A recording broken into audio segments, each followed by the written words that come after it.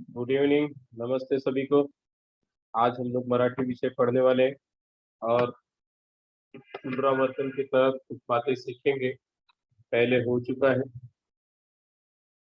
उदाहरण के लिए जाहिरात लेखन जैसा है या जाहिरात वाचन या बातम्या, इस तरह की कुछ चीजें हैं जिसको हम लोग देखने वाले हैं। अब यहाँ पर कुछ बातें दी गई, अलंकारिक शब्द दिए गए हैं जिसके कारण भाषा में अधिक प्रभाव आता है या रुचिकर बनती है भाषा। अलंकार के बारे में हम लोगों ने पहले ही पढ़ा है। तो यहाँ पर कुछ शब्द दिए गए हैं जिसके माध्यम से हम देख सकते हैं उसका अर्थ क्या है।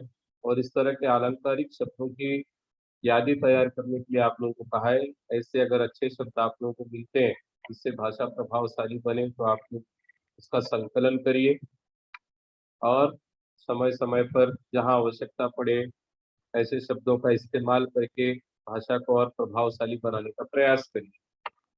जैसे उदाहरण के लिए यहाँ पर कुछ शब्द दिए गए। पहला है गळ्यातला ताई। गळ्यातला ताई अत्यंत प्रिय व्यक्ति। हम कहते हैं कि बहुत ही कोई प्रिय व्यक्ति है किसी का, तो उसके लिए एक शब्द आएगा गळ्यातला ताई। बाळकडू लहानपणीचे संस्कार, बचपन में जो अच्छे संस्कार दिए गए, अच्छी बातें सिखाई गई है, उसे बाळकडू शब्द दिया गया है। काथ्याकूट निष्फल चर्चा। निष्फल चर्चा मतलब जो चर्चा सफल नहीं हुई। काथ्याकूट ऐसी चर्चा जिसका कोई रिजल्ट नहीं निकला, आउटपुट नहीं निकला, इसको हम निष्फल चर्चा कहते हैं। उसके लिए शब्द है काथ्याकूट। अष्टपैलू, अनेक बाबींमध्ये प्रवीण। उदाहरण के लिए कोई ऑलराउंडर परफॉर्मेंस करता है। जैसे कुछ बच्चे पढ़ने लिखने में भी अच्छे होते हैं, उसी के साथ साथ खेल कूद में, चित्रकला में। तो ऐसे जो बच्चे होते हैं अष्टपैलू, अष्टपैलू कामगिरी, कोई ऑलराउंडर परफॉर्मेंस दे रहा है क्रिकेट में, उसको अष्टपैलू कहते हैं। अनेक बाबींमध्ये प्रवीण। अळवावरचे पाणी, अल्पकाळ टिकणारे। जैसे केले का पत्ता है, यहाँ पर आड़ू मतलब अरबी का पत्ता होता है। अरबी के लिए अड़वा वरचे पानी मतलब उस पत्ते के ऊपर पानी कुछ सेकंड भी नहीं टिकता और रोल होकर के नीचे गिर जाता है। तो उसका अर्थ दिया है अल्पकाल टिकणारे, जो ज्यादा समय तक नहीं टिक सकता। अळवावरचे पाणी। अजात शत्रु, ज्याला कोणी शत्रु नहीं असा। अजात शत्रु का मतलब क्या है? जिसका कोई शत्रु नहीं है। ऐसा व्यक्ति जिसका कोई शत्रु नहीं है उसको हम अजात शत्रु। बहुत सारे ऐसे लीडर्स हैं, नेता हैं, जिसके बारे में अजात शत्रु जैसे शब्द का प्रयोग करते हैं, जिसका कोई शत्रु नहीं है। झाकले माणिक, गुणांचे प्रदर्शन न करनारा गुणी मनुष्य। कुछ व्यक्ति ऐसे होते हैं जिनमें बहुत सारे अच्छे गुण होते हैं, लेकिन वो अपने गुणों का दिखावा नहीं करते। समय समय पर जब आवश्यकता पड़ती तो उसको व्यक्त करने की जहाँ पे जरूरत पड़ी तो वहां पर व्यक्त करते हैं। ऐसे गुणी व्यक्ति, उनके लिए शब्द है झाकले माणिक। इतिश्री, सेवट। सेवट मीन्स समापन। आज कार्यक्रम की इतिश्री की गई, अर्थात कार्यक्रमाचा समारोप करण्यात आला, शेवट संपला। इतिश्री। अक्षर शत्रु, निरक्षर, अशिक्षित। कोई भी अशिक्षित व्यक्ति है उसके लिए अक्षर शत्रु, तो अक्षर शत्रु होता मतलब अनिरक्षर था, अशिक्षित था। तो ऐसे अनेक शब्दों का संग्रह हम लोग कर सकते हैं। यहाँ पर दिया है या शब्दांप्रमाणे इतर काही अलंकारिक शब्दांची यादी तैयार करा। इन शब्दों के साथ साथ आप लोग और भी अलंकारिक शब्दों का संकलन कर सकते हैं। अब यहाँ पे दिया है कुछ जानकारी आप लोगों के लिए। जिला परिषद उच्च प्राथमिक शाला उत्तरौली, यहाँ पर एक कला शिविर का आयोजन किया गया। कब? दिनांक 20 दिसंबर की ये न्यूज है। दिया है खाली बातमी वाचून त्याच्या खाली दिलेल्या प्रश्नांची उत्तरे लिहा। तो यहाँ पर एक न्यूज है, बातमी लेखन के तहत आप लोगों को आगे के वर्गों में भी आएगा, इसके लिए ध्यान से देखो। तो ये बातमी किसके बारे में है? चित्रकला शिबिर। चित्रकला शिबिराचा समारोप, चित्रकला शिविर का समापन समारंभ यहाँ पर रखा गया है। कहाँ का है? उत्तरौली, तालुका भोर। उत्तरौली येथील जिल्हा परिषद उच्च प्राथमिक शाळेत 10 दिवसांचे चित्रकला शिबिर नुकतेच संपन्न झाले। 19 डिसेंबर रोजी दुपारी 4 ते 6 या वेळात शिबिराचा समारोप समारंभ साजरा झाला. या शिबिराची सांगता प्रसिद्ध चित्रकार श्री अविनाश शिवतरे यांच्या सप्रात्यक्षिक मनोगताने करण्यात आली. अभी इसका मतलब क्या है, उतरवली येथील जिल्हा परिषद उच्च प्राथमिक शाळेत 10 दिवसांचे चित्रकला शिबिर नुकतेच संपन्न झाले. 10 दिन के लिए चित्रकला शिविर का आयोजन किया गया था. कहाँ पर था? उतरौली. उतरौली में कहा? जिला परिषद की उच्च प्राथमिक पाठशाला जहाँ पर थी वहां पर यह शिविर रखा था. और समापन समारंभ 19 दिसंबर रोजी 4 ते 6 या वेळात शिबिराचा समारोप समारंभ झाला. समारोप समारंभ मतलब समापन. तो उस कार्यक्रम का जो अंतिम दिन समारोप जिसे कहते हैं, समापन समारंभ. जैसे शुरुआत में जब कार्यक्रम होता है तो उसको उद्घाटन समारंभ, शुरुआत किसी कार्यक्रम के उद्घाटन समारंभ से, तो उसी तरह से यहाँ पर समारोह, उस दिन कार्यक्रम खत्म हुआ. तो 10 दिन का शिविर की समाप्ति 19 दिसंबर को शाम को 4 से 6 के बीच में. और उसके प्रसिद्ध चित्रकार थे श्री अविनाश शिवतरे यांच्या सप्रात्यक्षिक मनोगताने करण्यात आले. आपल्या जीवनातील कलेचे महत्व सांगताना प्रत्येकाने कोणती ना कोणती कला शिकणे आवश्यक आहे हा विचार त्यांनी आपल्या मनोगतातून व्यक्त केला. तो प्रसिद्ध चित्रकार थे श्री अविनाश शिवतरे. उन्होंने अपने मनोगत व्यक्त किए, अपने मन की भावनाएं जो भी उनको बोलने का मौका मिला तो उन्होंने कहा. और सबसे प्रमुख बात उन्होंने कही कि प्रत्येक व्यक्ति में कोई ना कोई कला सीखना आवश्यक है, कोई ना कोई कला गुण होना चाहिए. ऐसा उन्होंने अपने मनोगत में व्यक्त किया. समारंभाचे अध्यक्षस्थान उच्च प्राथमिक शाळेचे मुख्याध्यापक श्री सदाशिव शिंदे यांनी भूषवले. तो कार्यक्रम के अध्यक्ष कौन थे? मुख्याध्यापक सदाशिव शिंदे. और कला शिक्षिका कौन थे? श्रीमती सुनीता सोमन. इन्होंने सभी जो भी उपस्थित लोग थे, प्रमुख पाहुणे थे, उनका आभार माना, उन्हें थँक्स कहा, धन्यवाद कहा. या निमित्ताने सर्व 25 शिबिरार्थींच्या चित्रांचे प्रदर्शन भरवण्यात आले होते. त्याला रसिकांचा उदंड प्रतिसाद मिळाला. तो ऐसे समय पे 25 जो शिविरार्थी थे वहां पर रुक करके जो सीख रहे थे चित्रकला, उनके चित्रों की प्रदर्शनी रखी गई. और जो रसिक थे, कला प्रेमी थे, उन लोगों का उदंड मतलब बहुत अच्छा रिस्पांस मिला, प्रतिसाद मिला. तो ये समाचार लोक प्रतिभा पत्रिका होगी उसमें छपा है. 20 तारीख को चित्रकला शिविर एक दिन पहले आयोजित किया गया. अब पहला प्रश्न है, कौन थे लिया? समारंभाचे प्रमुख पाहुणे. अगर इसमें हम लोग ध्यान से देखेंगे तो समारंभ के प्रमुख पाहुणे कौन थे? श्री अविनाश शिवतरे. तो प्रमुख पाहुणे कोण थे? श्री अविनाश शिवतरे. समारंभाचे अध्यक्ष कोण होते? अध्यक्ष मुख्याध्यापक श्री सदाशिव शिंदे. उच्च प्राथमिक शाळेचे मुख्याध्यापक श्री सदाशिव शिंदे यांनी अध्यक्षस्थान भूषविले. तो यहाँ पर आएगा समारंभाचे अध्यक्ष होते श्री सदाशिव शिंदे, मुख्याध्यापक उच्च प्राथमिक शाळा. चित्रकला प्रदर्शनात प्रतिसाद देणारे, रिस्पॉन्स किसका अच्छा मिला? रसिकांचा उदंड प्रतिसाद मिला. तो यहाँ पर हम लिख सकते हैं रसिक, चित्रकला प्रेमी, चित्रकला रसिक जो थे वो, तो यहाँ पर रसिक लिख सकते हैं. शिविरार्थियों संख्या, कितने लोग थे वहां पर? शिविर में कितने लोग थे? तो शिविर में थे 25.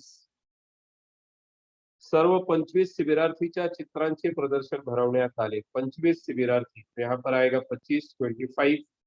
शिबिरार्थीने शिबिरात शिकलेली कला, कुठली कला शिकली? चित्रकला. कौन सी कला के लिए आयोजन किया गया था? तो चित्रकला. चित्रकलेसाठी प्रदर्शन ठेवण्यात आले होते, शिबिर ठेवण्यात आले होते. यहाँ पर हम चित्रकला लिखेंगे. शिबिराचे ठिकाण कुठले होते? उतरवली जिल्हा परिषद उच्च प्राथमिक शाळा, तालुका भोर. लिख सकते हो, उतरवली तालुका भोर, जिल्हा परिषद उच्च प्राथमिक शाळा. शिबिर शुरू झाल्याची तारीख. शिविर कब स्टार्ट हुआ? अब 19 दिसंबर को उसका समारोप समारंभ था. और उसके 10 दिन पहले मतलब 9 दिसंबर से शुरू हुआ होगा. 10 और 9 19, हो सकता है 10 तारीख को शुरू हुआ हो. तो 9 तारीख हम लिख सकते हैं. 10 दिवस अगोदर शिबिर शुरू झाल्याची तारीख, तो हम लिख सकते हैं 9 डिसेंबर. यहाँ पर आ सकता है 9 डिसेंबर 9 डिसेंबरला शिबिर सुरू झाले. वरील बातमीमध्ये ज्या ज्या गोष्टींविषयी माहिती दिलेली आहे ते घटक लिहा. तो कौन कौन से विषय पर जानकारी दी गई है? लिख सकते हैं हम लोग. शिबिराचे प्रसिद्ध चित्रकार श्री अविनाश शिवकरे प्रमुख पाहुणे होते. शिबिरात अध्यक्ष पद श्री सदाशिव शिंदे यानी भूसविले. सेकंड पॉइंट लिख सकते हैं. श्रीमती सुनीता सोमन यांनी प्रमुख पाहुण्यांचे आभार व्यक्त केले. तो आभार व्यक्त करणारी श्रीमती सुनीता सोमन कला शिक्षिका आहेत. शिबिरात 25 विद्यार्थ्यांचे चित्रांचे प्रदर्शन भरवण्यात आले. फोर्थ पॉइंट लिख सकते हैं. 25 शिबिरार्थी होते. चित्रकलेचे प्रदर्शन भरवण्यात आले. और क्या लिख सकते हैं? रसिकांचा उदंड प्रतिसाद मिळाला. उदंड प्रतिसाद कुणाचा मिळाला? रसिकांचा. तो ऐसे पॉइंट्स सब इसमें से ढूंढ करके लिख सकते हैं. और भी मुद्दे आप लोग इसमें से ढूंढ करके लिख सकते हो. अब यहाँ पर दिया है जिला परिषद वरिष्ठ प्राथमिक डिजिटल शाळा मोरेगाव. एक जाहिरात है. जाहिरात लेखन या जाहिरात वाचन दोनों में से एक प्रश्न 10वीं की बोर्ड की परीक्षा में भी आता है, इसलिए इसको ध्यान से हम लोग कर सकते हैं. ऐसे अनेक उदाहरण आप लोग और भी ढूंढ करके जाहिरात के बारे में ज्यादा स्टडी कर सकते हो. अब यहाँ पर उदाहरण के लिए दिया है जिला परिषद वरिष्ठ प्राथमिक डिजिटल शाला मोरगांव. मोरगांव की कोई पाठशाला है जो अब डिजिटल शाला है और प्राथमिक स्कूल है जिला परिषद. तो जैसे हम लोग टॉपिक पढ़ते हैं, हेडिंग पढ़ते हैं वैसे ही पता चलता है कि यह जो पाठशाला है वह डिजिटल है.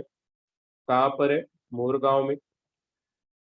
कक्षा 1ली से 8वी तक, इयत्ता 1ली ते 8वी. प्रवेश सुरू.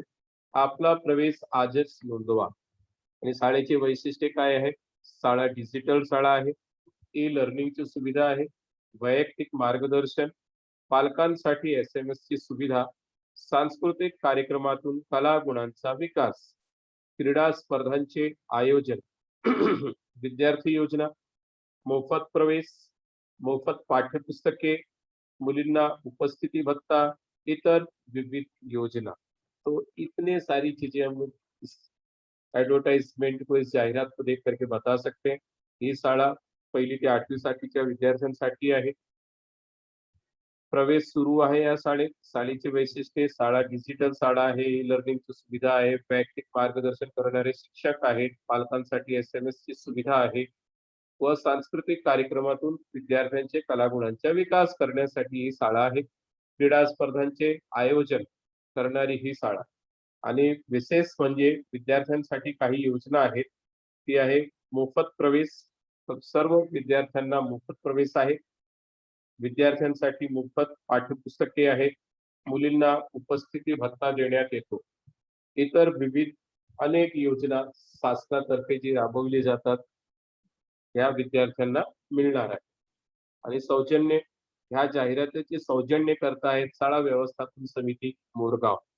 आणि सर्वात खास म्हणजे 100% गुणवत्तेची हमी. 100% रिझल्ट देने की पूरी तयारी इस पाठशाला की. उत्तरे लिहा. जाहिरातीचा विषय कुठला आहे? विषय म्हणजे कसला हा जाहिरात आहे? तर आपण सांगू शकतो जिल्हा परिषद वरिष्ठ प्राथमिक डिजिटल शाळा मोरगाव. ही शाळा नव्याने सुरू झाली आहे आणि तिथे प्रवेश सुरू आहे. ही शाळा डिजिटल शाळा. जाहिरात देणारे जाहिरातदार. जाहिरातदार कोण आहेत? सौजन्य. शाळा व्यवस्थापन समिती मोरगाव. जाहिरात देणारे किंवा जाहिरातदार शाळा व्यवस्थापन समिती मोरगाव. वरील जाहिरातीतील सर्वात जास्त आकर्षित करून घेणारा घटक. तर हा जो चित्र दिसतोय तो सर्वात आकर्षित करून घेणारा घटक आहे, कारण इथं डिजिटल माध्यमाने शाळा सुरू करण्यात आली आहे. वर्गात डिजिटल क्लासरूम आहे. ई लर्निंगची सुविधा आहे. जाहिरात कोणासाठी आहे? जाहिरात इयत्ता 1ली ते 8वीच्या विद्यार्थ्यांसाठी व त्यांच्या पालकांसाठी ही जाहिरात आहे. नव्याने प्रवेश घेणाऱ्या विद्यार्थ्यांसाठी ही जाहिरात आहे. तुमच्या मते जाहिरातीमधील महत्वाची वैशिष्ट्ये. जाहिरातीमधील महत्वाची वैशिष्ट्ये कुठली आहे? तर ही शाळा डिजिटल शाळा आहे. विद्यार्थ्यांसाठी मोफत प्रवेश आहे. मोफत पाठ्यपुस्तके आहे. ई लर्निंगची सुविधा आहे. सांस्कृतिक कार्यक्रमातून कलागुणांचा विकास होतो. आणि सर्वात महत्त्वाचं म्हणजे पालकांसाठी SMS ची सुविधा देण्यात आलेली आहे. तर अनेक मुद्दे आपण इथं लिहू शकतो. महत्त्वाची वैशिष्ट्ये मोफत प्रवेश, मोफत पाठ्यपुस्तके, प्रवेश शाळेचे सुरू आहे, डिजिटल शाळा आहे, ई-लर्निंगची सुविधा आहे, असे आपण लिहू शकतो. अब यहाँ पर खालील वाक्प्रचार व त्यांचे अर्थ यांच्या योग्य जोड्या लावा. काळजाला घरे पडणे वाक्प्रचार दिलेला आहे आणि त्याचा अर्थ ब गटात दिलेला आहे. मनमानी करणे, हैराण होणे, त्रासून जाणे, प्रचंड दुःख होणे, मनाप्रमाणे वाग. तर आपण लिहू शकतो काळजाला घरी पडणे, प्रचंड दुःख होणे. काळजाला घरी पडणे, प्रचंड दुःख होणे. मनमानी करणे, मनाप्रमाणे वागणे, हैराण होणे, त्रासून जाणे. काळजाला घरी पडणे, प्रचंड दुःख होणे, मनमानी करणे, मनाप्रमाणे वागणे, हैराण होणे, त्रासून जाणे. खालील शब्दांचा वापर करून प्रत्येकी एक वाक्य तयार करा. गिर्यारोहण. आम्ही प्रत्येक वर्षी गिर्यारोहणाला जातो किंवा या वर्षी आम्हाला गिर्यारोहणाला जाता आले नाही. रौद्ररूप. रौद्ररूप एक वाक्य.